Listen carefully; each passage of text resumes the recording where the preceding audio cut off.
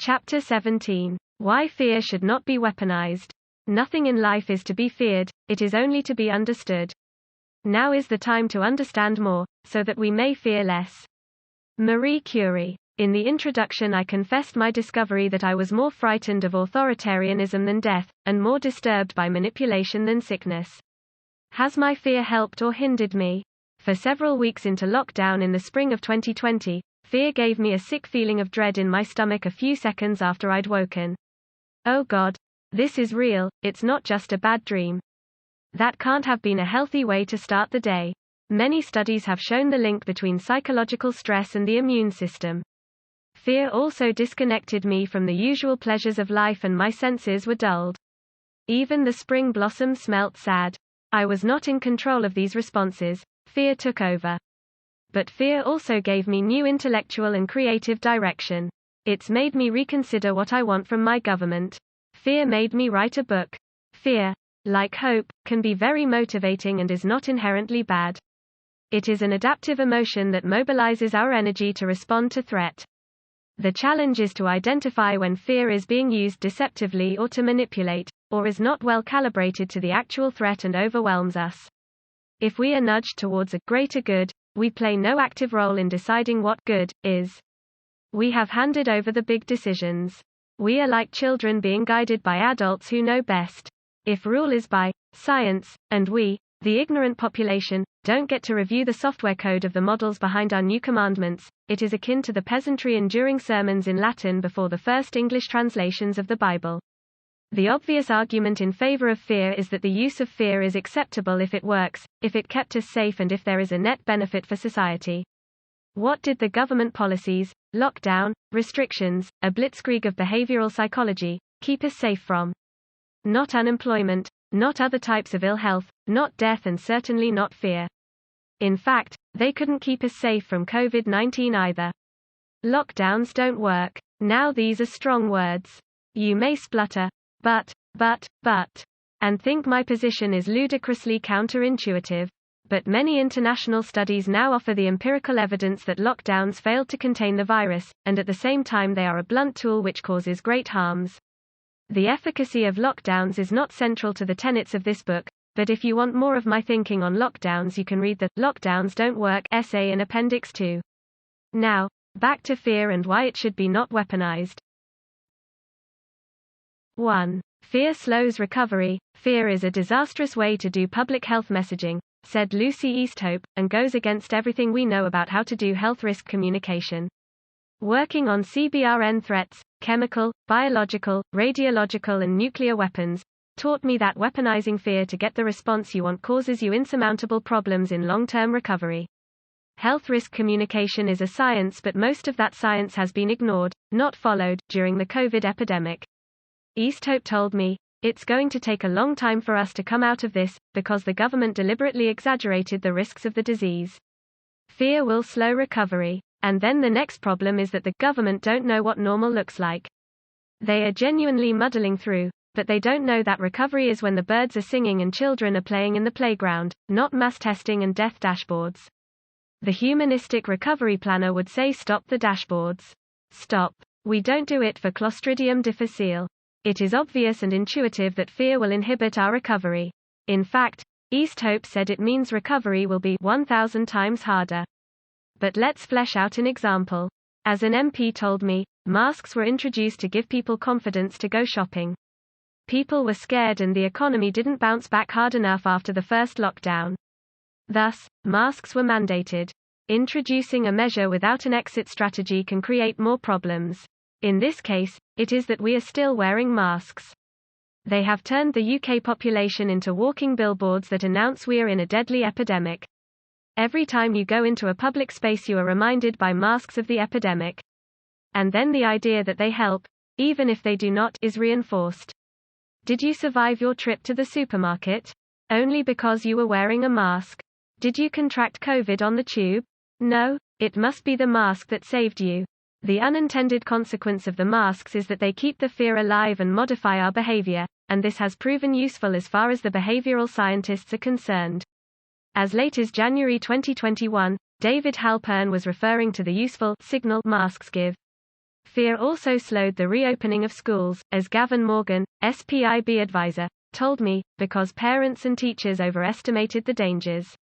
Fear means the roadmap to recovery is measured in the tiny tottering steps of battle-weary statesmen who must avoid the landmines of error, lest they detonate public condemnation and media derision. Of course, it makes total sense that our rulers wield fear against us, when we realize that they are also ruled by fears. If we want to recover, if we want life to go back to normal, we need to dial down the cortisol. One of the simplest measures the government could take would be to remove the mask mandate. They are not backed up by convincing scientific evidence or medical necessity, at least, the government hasn't shown us this evidence, and they are primarily a behavioral psychology tool, which is a perfect example of unintended consequences. Masks are a visual metaphor signaling danger, perpetuating the fear and disrupting the human connection and communication which will be vital to society's recovery. 2. The public have not been consulted on the ethics, or consented. If psychologists wanted to make people very frightened in a lab experiment, it would be difficult to obtain the ethics approval, especially for an experiment which mimicked this scale and severity. Informed consent for participants would be essential though. Participants would not be allowed to leave the lab unless they were as happy and in as well a state as they arrived. They would certainly not be left in a state of fear. The British Psychological Society has a code of ethics and conduct. Under ethical principles, it states, psychologists value the dignity and worth of all persons, with sensitivity to the dynamics of perceived authority or influence over persons and peoples and with particular regard to people's rights. It goes on to say that in applying these values, psychologists should consider consent, issues of power, self-determination and compassionate care. It seems to me, and to the psychologists who wrote to the BPS, that the behavioral psychologists advising the government have blatantly failed to practice in a way that is consistent with those stated ethical values regarding the fear messaging. Importantly, we the public have never been consulted about the subliminal methods of manipulation they wield against us. Perhaps we didn't take it seriously enough when they were pushing forward seemingly innocuous changes like making cigarette packaging plain, or encouraging prompt tax returns. But using fear, shaming and scapegoating manipulate our emotions in far more serious and harmful ways. Ultimately, do campaigns of fear express the best of humanity? Do we imagine a healthy, virtuous and pleasant society populated with scary ads designed to force us into following rules? Is that really what we want? 3. Fear creates collateral damage. The use of fear intrudes on our private lives, our minds and our physiological health. The messaging of fear exposes us, against our will, to harmful and offensive messages and creates unnecessary anxiety. That is exactly why the Advertising Standards Authority has codified against the use of fear. The fear salesman, the government, the psychocrats advising them, the media and the scaremongering scientists, peddled their wares to us throughout 2020 and into 2021.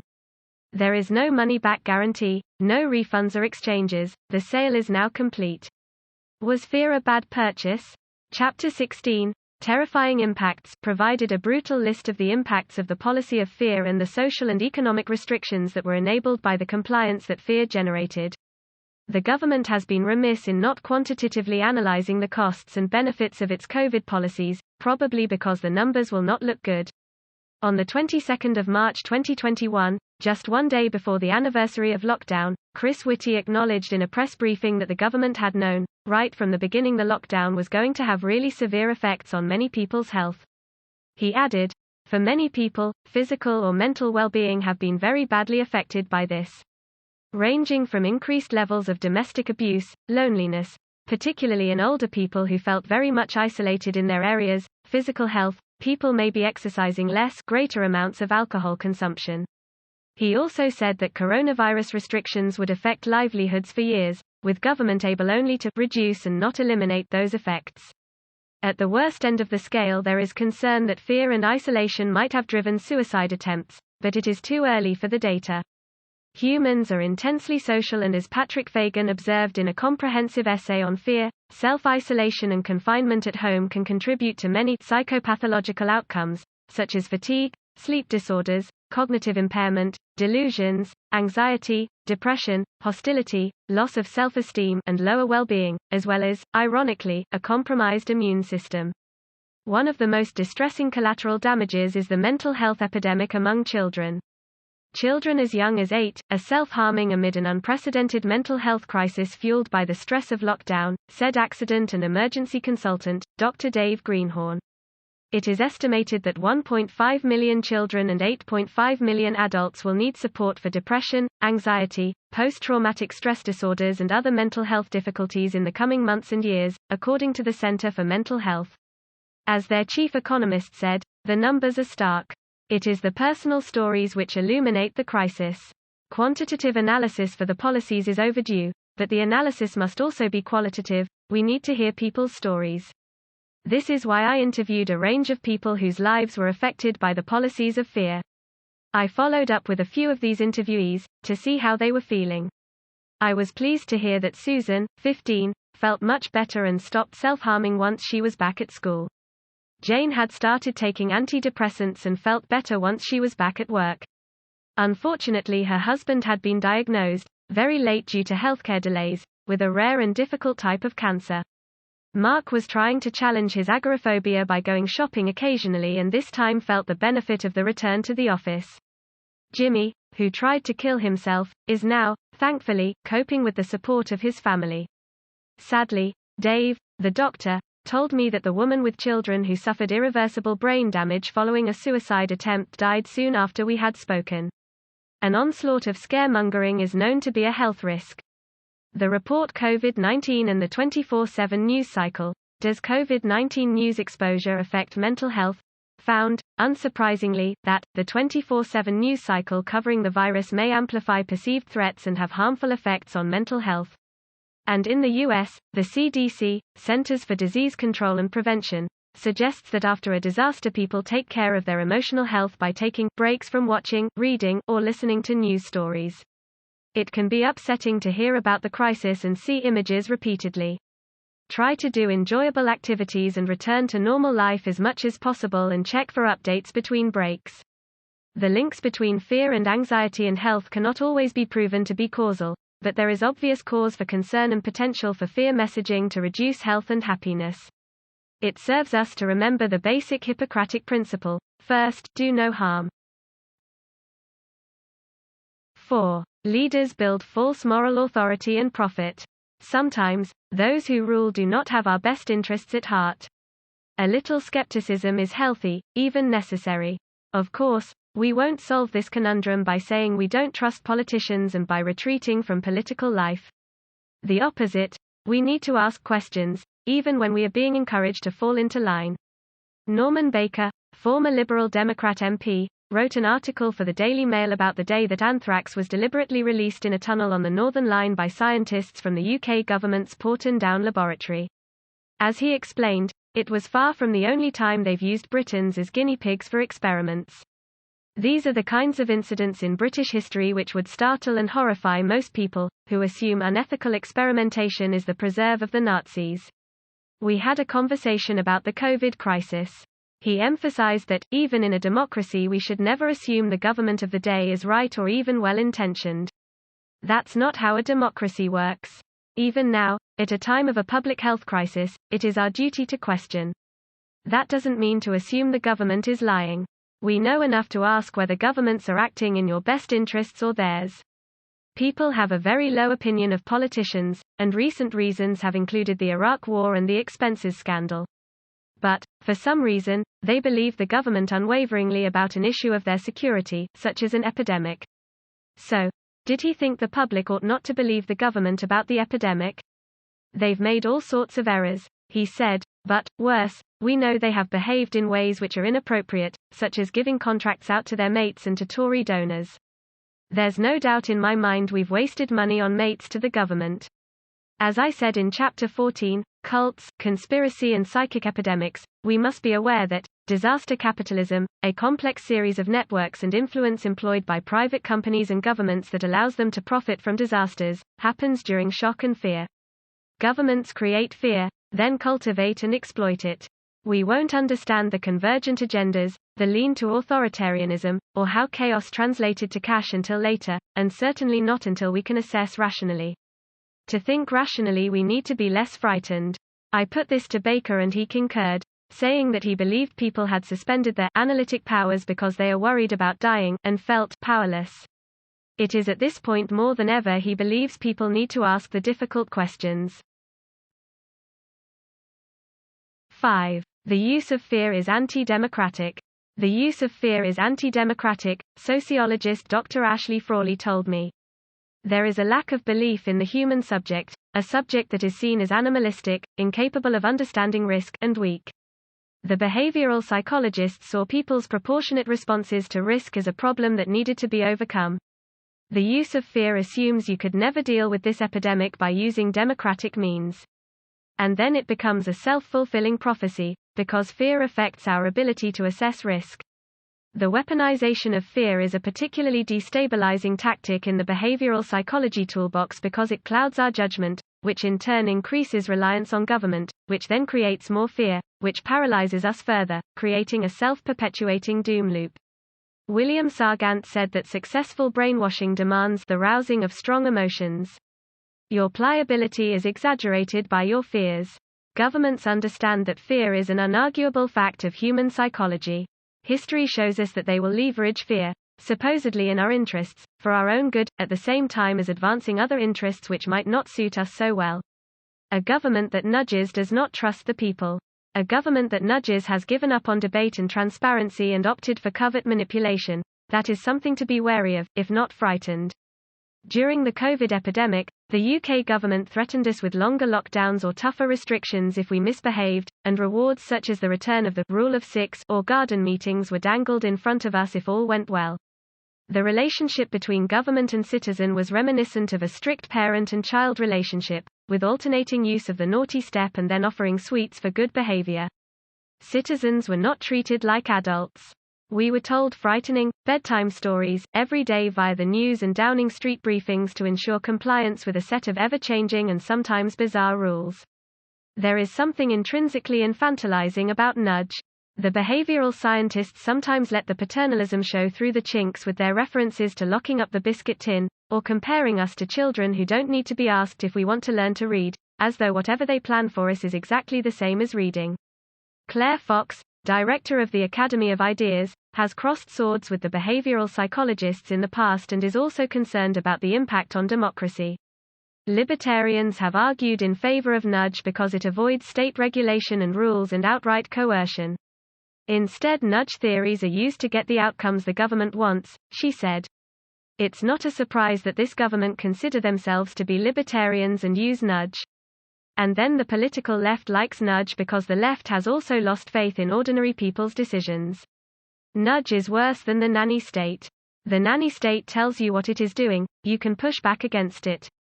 I agreed with her. You know where you are with a clear regulation, you can debate and dispute and change it, but often we can't detect the use of nudges. Did she think of nudge as a sneaky way to manipulate people?